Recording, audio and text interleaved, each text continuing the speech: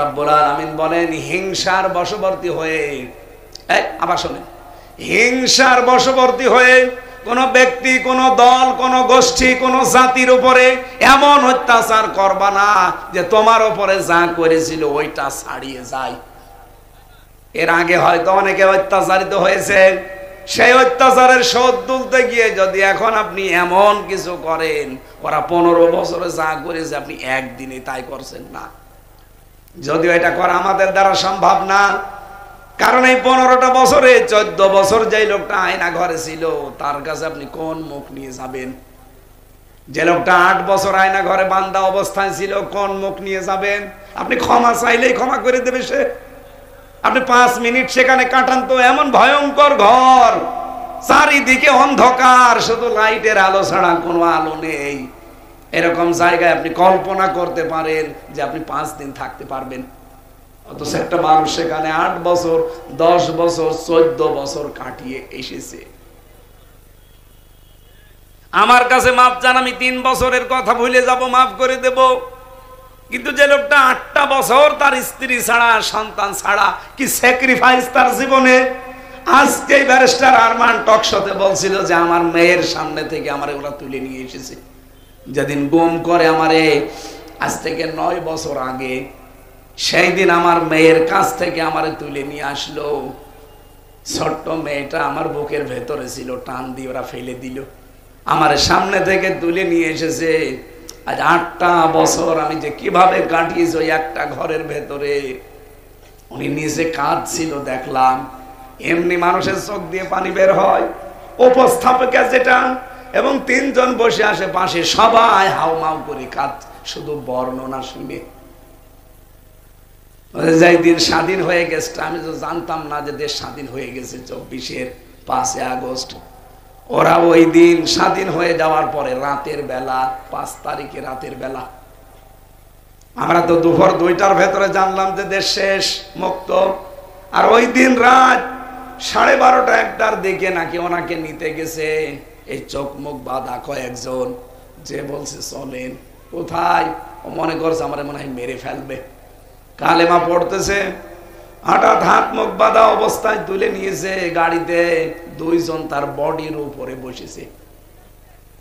সারা রাত গাড়ি চালাচ্ছে, চালাতে মিরপুরের ঢাকা দিয়াবাড়ি, ওখানে এক রাস্তার পাশে গাড়ি থেকে ফেলে দিয়েছে।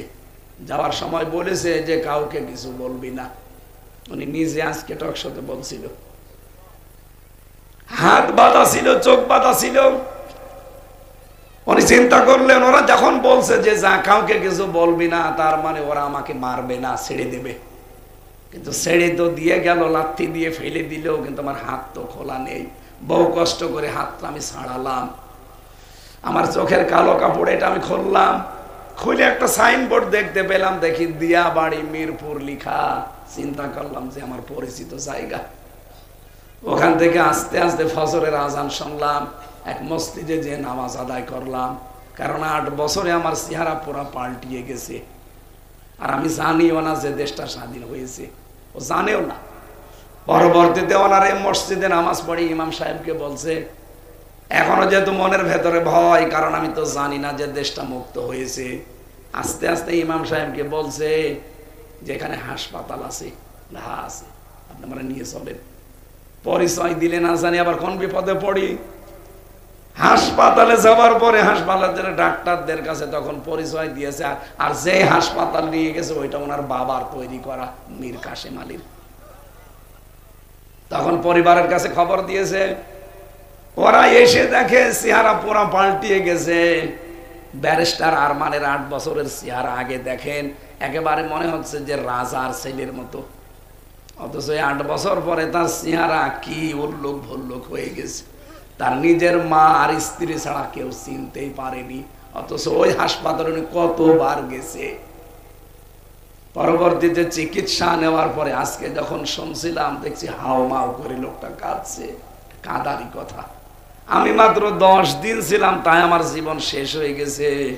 আর আপনি কল্পনা করতে পারেন নিজেকে ওই জায়গায় দাঁড়ান, 8টা বছর একটা ঘরের ভেতরে মানুষ কিভাবে পার করতে পারে। হিংসার বশবর্তী হয়ে এই কাজগুলো করেছিল দেশে এই মহিলা। খালেদা জিয়ার উপরে হিংসা ছিল, এজন্য বাড়ি থেকে বের করে দিয়েছে এক কাপড়ে। আলেমদের উপরে এত হিংসা ওর জন্মিয়েছিল, আলেমদের নামে ধর্ষণ মামলা পর্যন্ত দিয়েছে। আমার নামে ধর্ষণ মামলা দিতে পারেনি, আমারে দিয়েছে আনসারুল্লাহ বাংলা টিমের প্রধান। কি সে ও সাটা জানেই না।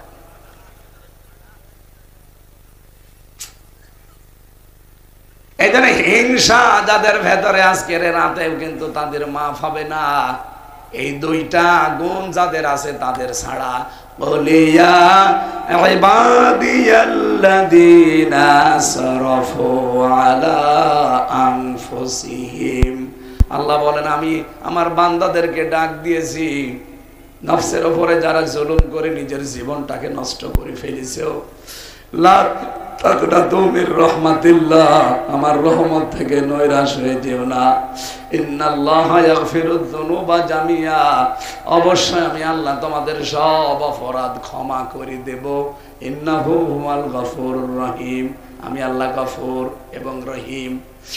কুমিল্লাবাসী আজকের রাতে এমন এমন কাজে আঞ্জাম দেবেন, আশপাশের বাড়ি, আশপাশের গ্রাম,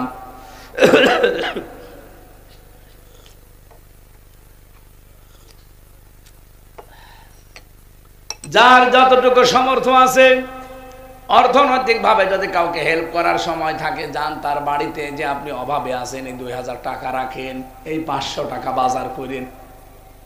শুনলাম আপনার ছেলে পরীক্ষা দিচ্ছে, বই কিনতে পারে না, এই নেন 500 টাকা, 1000 টাকা। এইগুলোর নামে ইবাদত। শুধু নামাজ পড়া, শুধু রোজা রাখা, শুধু বসে বসে জিকির করা, এইটার নামাজকে রাত না। কথা বুঝতেছেন?